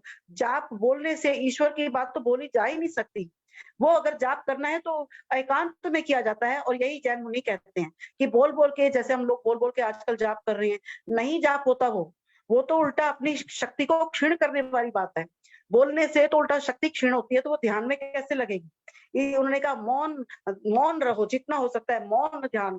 उन्होंने मुंह पे कपड़ा बांध लिया कि कम बोलना है। हमें भी उनका अनुकरण करना चाहिए कि हमारे वेद भी यही कहते हैं कि तुम मंत्रों का जो भी अनुसरण करना चाहते हो, एकांत बैठकर उसके अर्थ पर विचार करिए और अपनी शक्ति को बढ़ाइए, ना कि बोल बोल कर कम करिए। उसका पानी छान कर पीना है। बड़ी अच्छी बात कही कि पानी भी छान कर पीना है। इसी बात को मैं भी कहूंगी कि पानी छान कर पीने का मतलब है कि हम आजकल आरओ का पानी पीते ही हैं, एक्वा का पानी पीते हैं, लेकिन उस पानी को भी रख देना चाहिए। थोड़ी देर रखे रहे, पानी जब शांत हो जाएगा पड़े पड़े, उसमें कोई लहर नहीं होगी, तो वो पानी पीने से हमारे मन की लहरें भी शांत हो जाती हैं। उन्होंने कहा कम बोलना है, और ईश्वर की बात तो बोल बोल के करनी ही नहीं है। सच मानिए आप, मैं कई बार जैन, मुझे कई हमारे रिलेशन में हैं जो इस तरह के हैं, मुझे उनके साथ जाने का बहुत बार मौका मिला। वहां मंदिर में जाते ही सब चुप हो जाते हैं, कोई माला सबके हाथ में होती है, लेकिन कोई बोल बोल के नहीं करता है। तो क्योंकि बोलने का कहीं विधान ही नहीं था, ये तो आप देखा देखी बढ़ता जा रहा है, और लगता है कि जो कह रहे हैं कि चुप रहना चाहिए, वो उन्हें थोड़े गलत लगने लग गए हैं। तो इसका रात्रि भोजन नहीं करना। मैं हमेशा कहती हूँ सूर्यास्त जो सूर्य के उसमें अन्न पकता है और सूरज के रहते ही अन्न पचता है, तो 12 घंटे का व्रत करना चाहिए। ये लोग उपवास पे बहुत जोर देते हैं, सबसे ज्यादा त्याग पे बड़ा जोर देते हैं। आज मेरा 6 महीने मेरा प्याज का त्याग है, 6 महीने मेरा कोई कह देगा मेरे आप 6 महीने मैंने नमक नहीं खाना है, तो वो त्याग पर उनका जीवन बहुत टिका है। और मैंने उनको देखा है, सचमुच वो नहीं खाते तो वो नहीं खाते, वो तो सूर्यास्त से पहले हमें भी खा लेना चाहिए, क्योंकि हमारी 100 बीमारियां, सारी बीमारियां मैं कहूँ 6:30 बजे के बाद खाने से शुरू हुई हैं। आप और 12 घंटे का व्रत रखिए। आप कहोगे कैसे 12 घंटे का व्रत रखेंगे, नहीं खाएं क्या? आप शाम को आप 12-14 घंटे का व्रत रखेंगे, ज्यादा से ज्यादा आप 7 बजे शाम को खाइए और अगले दिन 8 बजे नाश्ता करो, बीच में कुछ नहीं खाना। पानी पी सकते हैं या हल्का सा 1 कप दूध ले सकते हैं, वो दूध में भी मुनक्का अंजीर डाल दीजिए, हो गया भोजन। हो क्या चाहिए? अन्न का सेवन रात को जो बंद कर देगा, उसके आधे से ज्यादा बीमारियां खत्म हो जाएंगी। और इसके बाद उन्होंने 5 महाव्रत बताए हैं, अनुव्रत बताए हैं, और ये कहा लिव एंड लेट लिव, जियो और जीने दो, दूसरे के काम में टांग मत अड़ाओ। और उन्होंने शांति और आत्म नियंत्रण पर उन्होंने बहुत बल दिया है, और उन्होंने कहा कि दया भाव दिखाओ और सम्मान दिखाओ, अपनी गलती देखो पहले तो। हमारे यहाँ क्या है कि हम खुद तो अपनी गलती देखते नहीं, हम दूसरे की गलती देखते रहते हैं कि दूसरे ने कह दिया, उन्हें कह दिया, इसलिए समाज भंग हो रहे हैं। उन्होंने कहा खुद अपनी गलती देखो और अपने पर विजय पाओ। अब खुद तनाव में रहते हो, इसलिए आपको दुनिया तनाव में दिखती है। अगर आपको दुनिया तनाव में दिख रही है तो आप शांत नहीं हो। जैसी दृष्टि वैसी सृष्टि। अगर आपकी नजर ऐसी है तो संदेह वाली, तो आपको दूसरी दुनिया भी संदेह वाली दिखेगी। अकेले आए थे, अकेले जाना है, इसलिए आप ज्यादा अहम में मत आओ और शांति से वक्त गुजारो। कुछ लाइनें मैंने जल्दी से उनके बारे में, उनकी कविता जो उनके विचार हैं उसको लिखा है। नजर रखो अपने विचार पर, नजर रखो अपने विचार पर, क्योंकि वो शब्द बनते हैं। नजर रखो अपने कार्यों पर, क्योंकि वो जबान बनते हैं। नजर रखो अपने स्वभाव पर, क्योंकि वो आदत बनते हैं। नजर रखो अपनी आदत पर, क्योंकि वो चरित्र बनते हैं। नजर रखो अपने चरित्र पर, क्योंकि उससे आदर्श जीवन बनते हैं। आदर्श जीवन बहुत सरल है और कोई मुश्किल नहीं है। अगर मैं अच्छे से पाठ याद कर लूं, 90% नंबर लेना, मुझे पता है मेरा ये पाठ है और मुझे ये याद करना है। इसी तरह से जीवन के सिद्धांत है कि शाम से पहले खा लेना है, सुबह प्राणायाम करना है, व्यायाम करना है, किसी से झगड़ा नहीं करना है, अपने काम में काम रखना है। तो हम महापुरुषों का जो जीवन है उसको मनाना सार्थक कह पाएंगे। अन्यथा बातें हैं, बातें तो होती रहती हैं और उनका दिवस आता है, मनाते हैं, अगले दिन फिर वही तनाव शुरू हो जाते हैं। तो हम प्रयास करें, हम शांति का स्वयं भी पालन करें और समाज को भी एक अपना आदर्श चरित्र दिखाएं, और ताकि बच्चे, हमारी आने वाली जो पीढ़ी है वो अच्छी बन पाए। सौरभ जी बहुत बहुत धन्यवाद, आप हर कार्य में निपुण हैं, आप हर तरह के कार्य को संभाल लेते हैं, किसी की कमी वो खलने नहीं देते, कमी खलती तो है। बहुत बहुत धन्यवाद सबका। जी धन्यवाद जी डॉक्टर सुषमा आर्य जी। अब हमारे बीच में परिषद के राष्ट्रीय उपाध्यक्ष श्री यशोवीर आर्य जी हैं। वो मैं निवेदन करता हूं कि वो 2 मिनट सभी को मार्गदर्शन संदेश दें। इसके बाद फिर 5 मिनट के लिए आचार्य हरिओम शास्त्री जी फरीदाबाद। हमारे प्रिय, मेरी आवाज आ रही है? जी आपकी आवाज आ रही है, कैमरा बंद हो गया। हाँ जी अब ठीक है। हमारे प्रिय सौरभ जी, हमारे महामंत्री श्री महेंद्र भाई जी, और हमारे अध्यक्ष डॉक्टर अनिल आर्य जी, जो कोरोना के साथ पीरियड होने के कारण आज अनुपस्थित हैं। भगवान करे जल्दी उनको स्वस्थ लाभ मिले। मैंने प्रोग्राम थोड़ा लेट शुरू किया था। जब मैंने प्रोग्राम शुरू किया, उसके बाद के जो वक्ता थे उन सब ने बहुत अच्छी प्रेरणा दी। अभी डॉक्टर सुषमा आर्य जी बोल रही थी, बहुत सुंदर वक्तव्य उन्होंने दिया। उससे पहले प्रतिभा कटारिया जी ने मेरे दिल में बहुत हिम्मत पैदा करी, और श्रीमती श्रीकांता नहीं माता चंद्रकांता आर्य जी, माता चंद्रकांता जी ने इतनी सुंदर शिक्षाएं दी कि सारे महापुरुषों की और महावीर जी की सारी शिक्षाएं उन्होंने गिना दी। बहुत सुंदर कार्यक्रम चल रहा है। सभी जो सज्जन इस समय देवियां इस कार्यक्रम में हैं, मेरी उन सबको नमस्ते। मैं 2 मिनट मांगे इसलिए कि मेरे मन में एक भावना आई कि आज महावीर जी का जयंती है। अहिंसो परमो धर्मा हम मानते हैं। ये अहिंसा जो है 2 प्रकार की है, एक जानवरों के प्रति और एक मनुष्यों के प्रति। सबसे पहले मैं जानवरों के प्रति बात करता हूं। देखिए, जितने भी नॉन वेजिटेरियन लोग हैं वो आज के दिन प्रेरणा लें कि अपने स्वाद के लिए, अपने खाने के लिए या अपनी शक्ति के लिए वो किसी जानवर पर हिंसा ना कराएं। चाहे वो खुद हिंसा नहीं करते, पर उनके कारण हिंसा होती है और जानवर मरते रहते हैं। एक बहुत अच्छा वीडियो आया था जिसमें यह बताया गया था कि जितने भी जानवर हैं उनको खाना के हिसाब से हमारा शरीर नहीं बना। गाय है, गाय के सामने आप कोई मांस का टुकड़ा रख दीजिए, गाय दूर हो जाएगी। हमारा शरीर भी इसी प्रकार से बना है कि वो किसी प्रकार से कोई नॉन वेजिटेरियन खाने के लिए नहीं बना है। ये उनसे शिक्षा मिलती है। अब मैं आ जाता हूं मनुष्य के प्रति अहिंसा या हिंसा।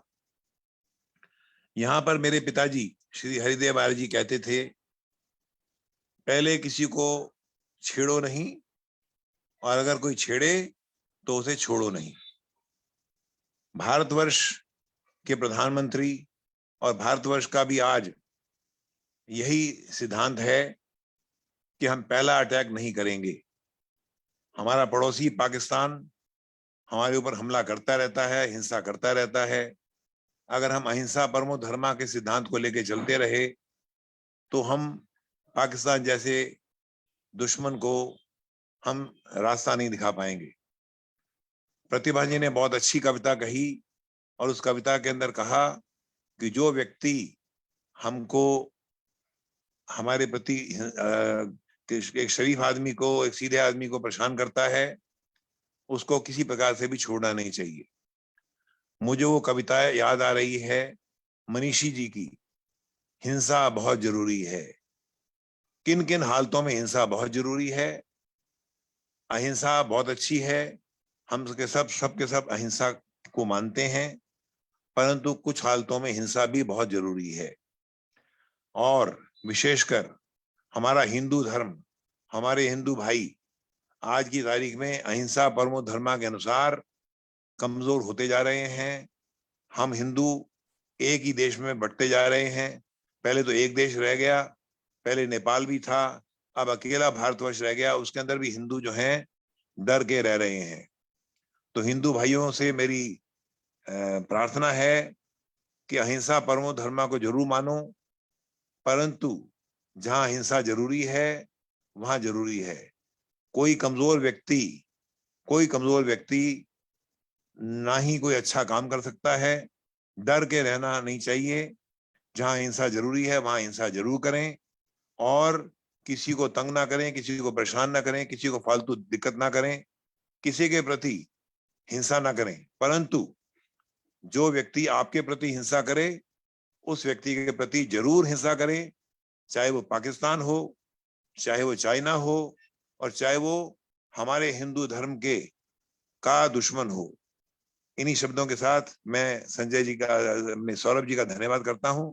सबका धन्यवाद। धन्यवाद जी, बहुत ही प्रेरणादायक संदेश हमारे राष्ट्रीय उपाध्यक्ष श्री यशोवीर आर्य जी के माध्यम से। अब आज का अंतिम वक्तव्य आचार्य हरिओम शास्त्री जी फरीदाबाद से, उसके बाद महेंद्र भाई जी द्वारा धन्यवाद ज्ञापन और शांति पाठ। पहले आचार्य हरिओम शास्त्री जी फरीदाबाद से 5 से 10 मिनट, उसके बाद फिर आचार्य महेंद्र भाई।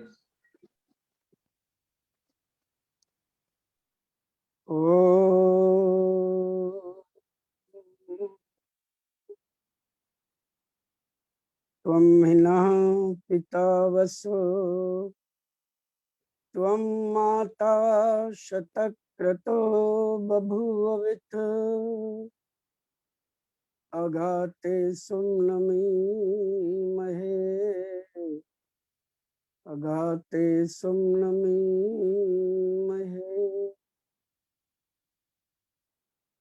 बहुत ही सम्मानित मातृशक्ति केंद्रीय आयुक्त परिषद के सौरभ जी समेत समस्त मित्रवर अधिकारीगण, उपस्थित आर्यभद्र पुरुषों और इस वेबिनार के माध्यम से अपने जीवन को नई स्फूर्ति और जोश से भरने वाले प्यारे बच्चों, आज बहुत ही अच्छा दिन है। एक महापुरुष का जन्मदिन है, हम उनका जन्मदिन मना रहे हैं। उनकी शिक्षाओं के बारे में आपने बहुत अच्छी बात सुनी। आपने सत्यार्थ प्रकाश में पढ़ा होगा, ऋषि दयानंद जी महाराज ने जो 12वें समोल्लास में जैन और बौद्ध मतावलंबियों के मतों का जो खंडन किया, जो उनकी समीक्षा की है, उसका क्या अभिप्राय दिया ऋषि ने। ऋषि के मंतव्य को हम थोड़ा कम समझते हैं तो मानते नहीं है। सबसे बड़ी विडंबना यही है। ऋषि कहते हैं कि इस भारतवर्ष के पतन का अगर कोई मूल कारण है तो वह है मूर्ति पूजा। और मूर्ति पूजा चली कहाँ? ऋषिवर से किसी ने पूछा मूर्ति पूजा कहाँ से चली, तो उन्होंने कहा जैनियों और बौद्धों से चली। प्रारंभ उन्होंने ही की। अपने महापुरुषों की शिक्षाओं को या तो माना नहीं, और या माना तो इतनी कट्टरता से माना कि लोक व्यवहार और सामान्य दृष्टिकोण से परे हो गया। आज भी आप देखते हैं, बहन सुषमा जी ने बहुत सुंदर बात कही, उनके श्रमणों की बात कही। आज उनके श्रमण जो कार्य करते हैं वो देखिए। ऋषि दयानंद जी महाराज की ये बहुत बड़ी विशेषता है कि उन्होंने जो कुछ भी नीति अपनाई वो मध्य मार्गी अपनाई। उन्होंने त्याग भी करने को कहा, उन्होंने तपस्या भी करने को कहा, लेकिन उस तरह की त्याग और तपस्या करने को कहा कि जिससे संसार और समाज में किसी तरह का गैप ना आए। कोई ऐसा ना हो कि संसार और समाज ये कहे कि भाई हमारे लिए तो ये ठीक नहीं है, बाकियों के लिए ठीक होगा, हम तो नहीं अपनाते। ये बात जैनियों में आई, और वो किस तरह से भी आई आप प्रायः जान सकते हैं कि उनके श्रमणों ने, उनके यहाँ के जो प्रबुद्ध साधु रहे, उन्होंने ये बात जो कही, उस बात में अपने आप में हम देखते हैं कि कहाँ विरोधाभास है। स्वामी जी ने कहा अहिंसा परमो धर्म।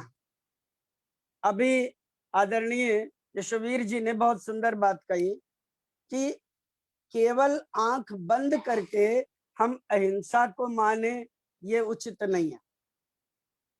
और यही कारण रहा भारत की दुर्दशा का, जो भारत के पतन का जो कारण रहा, वो भी यही कारण रहा कि हमने आंख बंद करके अहिंसा को मानना शुरू कर दिया। और इसीलिए ऋषि दयानंद कहते हैं कि जैनियों और बौद्धों के कारण इस देश का पतन हो गया।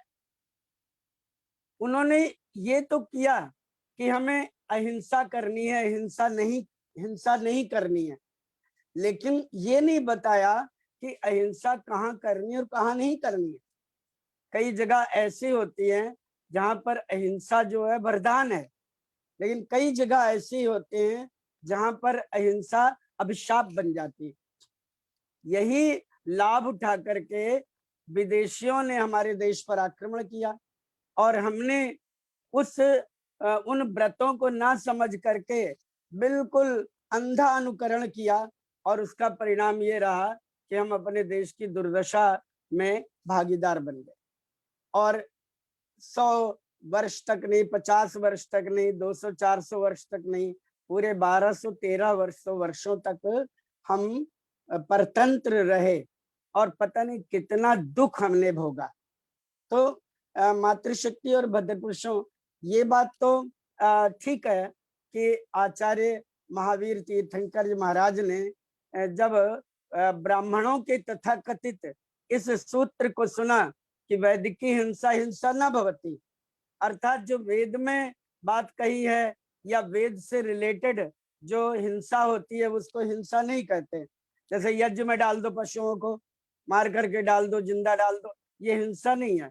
ये बात तो उन्होंने कह दी, और आचार्य महावीर जी ने अथवा भगवान बुद्ध ने, इन सब ने आंख बंद करके उनको मान लिया। ऋषि दयानंद की विलक्षणता अलग है।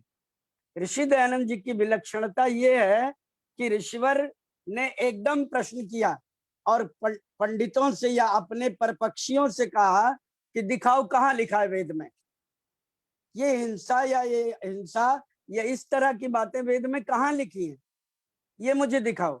मूर्ति पूजा कहाँ लिखी है, श्राद्ध कहाँ लिखा है, तर्पण कहाँ लिखा है, मुझे दिखाओ। जड़ पूजा कहाँ लिखी है, मुझे दिखाओ।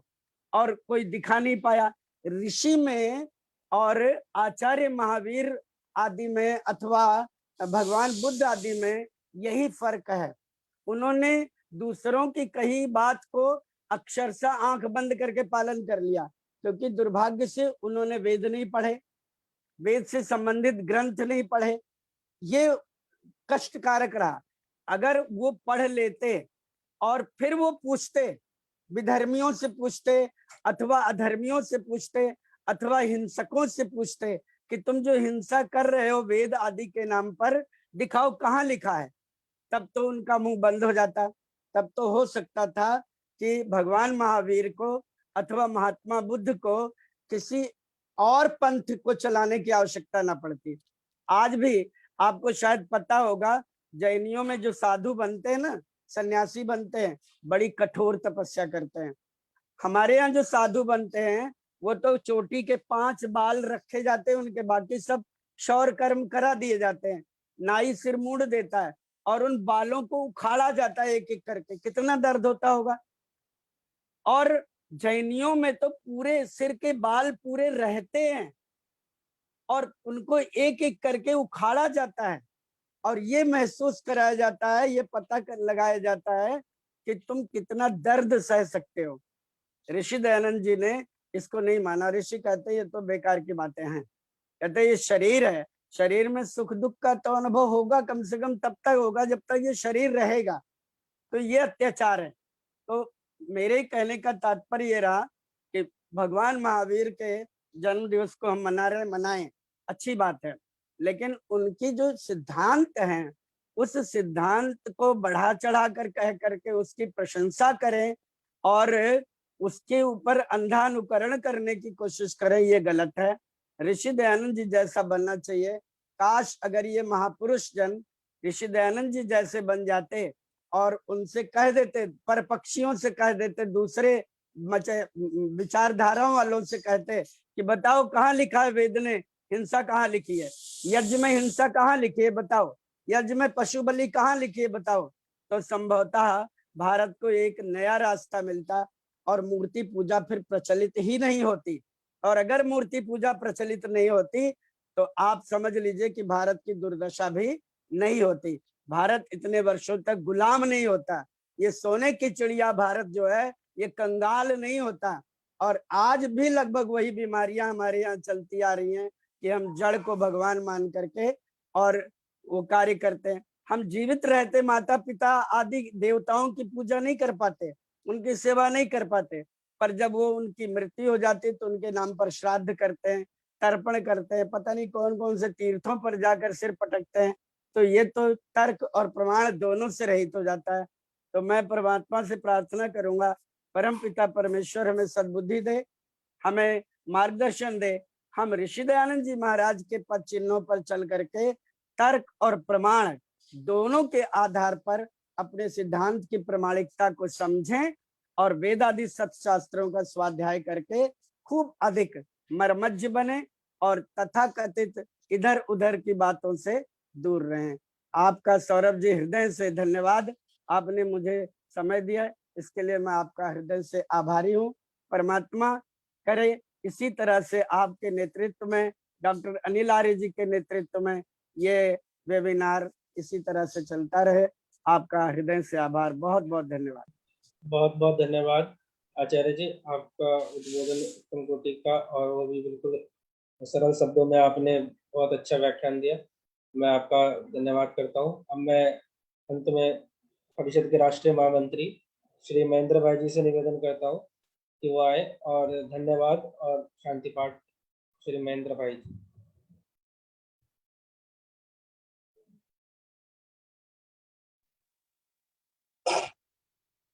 आज के इस वेबिनार में उपस्थित सभी आर्य सज्जनों को केंद्रीय आर्य परिषद की ओर से महावीर जयंती की बहुत बहुत शुभकामनाएं। आप सदा सुखी स्वस्थ और समृद्ध रहें, शतायु हों और सबके प्रिय बन करके रहें। साथियों, आज के इस वेबिनार में माता चंद्रकांता जी, डॉक्टर सुषमा आर्य जी, भाई यशोवीर आर्य जी और अंत में अभी आचार्य श्री हरिओम शास्त्री जी के बहुत सुंदर विचार आप सुन रहे थे। हरिओम शास्त्री जी ने तो बहुत स्पष्ट शब्दों में वेदानुकूल बात कही है और इसका प्रचार और प्रसार सर्वत्र होना चाहिए। कुछ बहनों ने बहुत सुंदर भजन प्रस्तुत किए, मैं उन सब का केंद्रीय आर्य परिषद की ओर से आभार व्यक्त करता हूँ। सज्जनों, आज की इस महामारी के कोरोना काल में न तो धन किसी के काम आ रहा है, न सिफारिशें किसी के काम आ रही है। ऐसे कठिन समय में हम सब अपने जीवन की सुरक्षा स्वयं करें और जो कोरोना काल के जो प्रोटोकॉल हैं उनको अपने जीवन में बड़ी अनुशासित तरीके से अपनाएं। जीवन है तो हम परिवार का, समाज का, राष्ट्र का भला कर सकते हैं, अगर जीवन ही नहीं है तो हम कुछ नहीं कर सकते। यह जीवन बड़ा अनमोल है, अमूल्य है। इसकी रक्षा सुरक्षा हम पूरी तरह से करें। अभी मुझे भी एक इच्छा थी कि मैं भजन प्रस्तुत करूं, लेकिन समय का अभाव है, तो आज हम भजन प्रस्तुत नहीं करेंगे। डॉक्टर अनिल आर्य जी और सौरभ भाई जी जो इस कार्यक्रम का संचालन कर रहे हैं, जब अवसर देंगे तो मैं ये भजन प्रस्तुत करूंगा। सभी को पुनः बहुत बहुत बधाई। आइए अब सब मिलकर के शांति पाठ करते हैं। भाई जी, शांति पाठ से पूर्व वो विजय आर्य जी के लिए 2 मिनट मौन रखवा दें। अरे बहुत दुखद, मैंने ये पहले ही कहा था।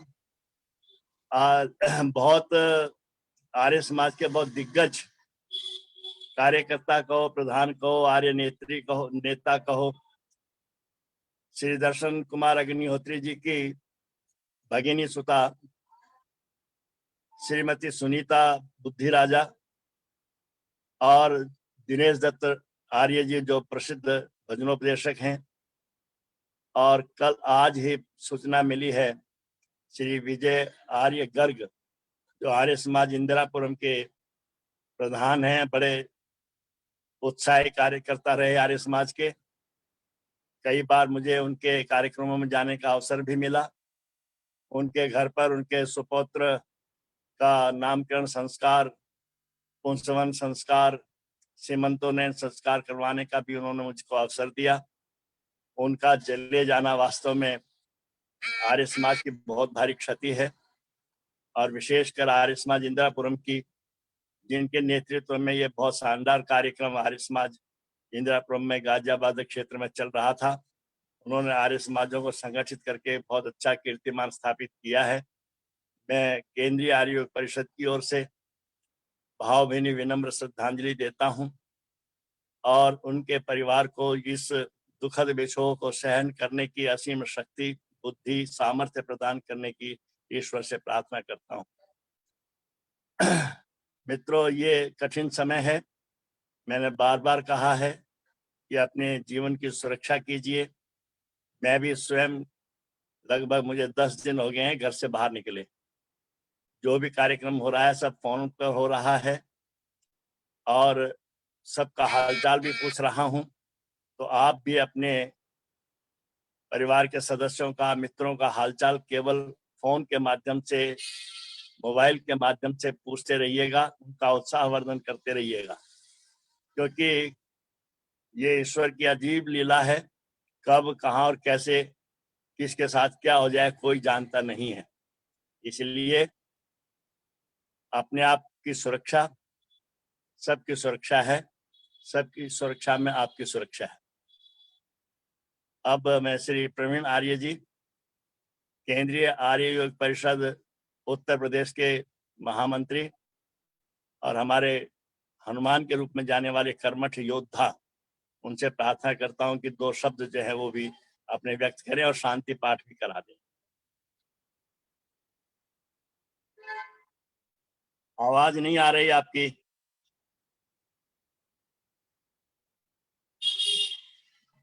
मानव तन का है नहीं क्षण भर का विश्वास, गया श्वास फिर आएगा, इसकी क्या है नारायण और मृत्यु को जो नर रखता या पाता वो सुख शांति है, मन होता दुख सुख दुख में सिमरन सब करे, सुख में करे न को, जो सुख में सिमरन करे, दुख काहे को हो, दुख काहे को हो। कोरोना वायरस के चलते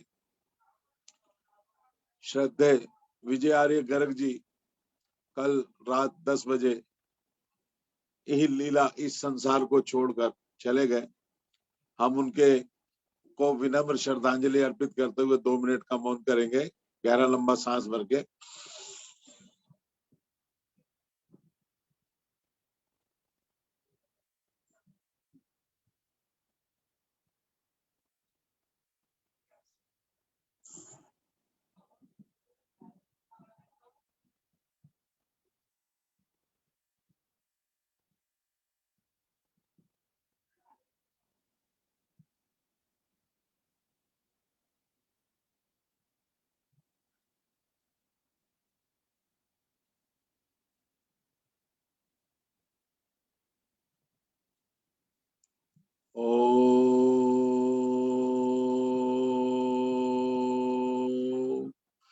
परमपिता परमात्मा से प्रार्थना है कि वे दिवंगत आत्मा को अपने सानिध्य में, अपने चरणों में स्थान दे, नवजीवन रूप सदगति और शोक संतप्त परिवार को इस दारुण दुख को सहन करने की शक्ति प्रदान करे। ओम शांति।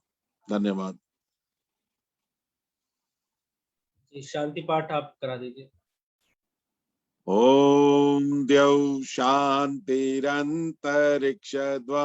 शांति पृथ्वी शांतिरापा शांतिरौषधया शांति वनस्पतय शांतिर्विश्वे देवा शांति ब्रह्म शांति सर्वद्वं शांति शांतिरेव शांति सामा शांति रेधि। ओम शांति शांति शांति।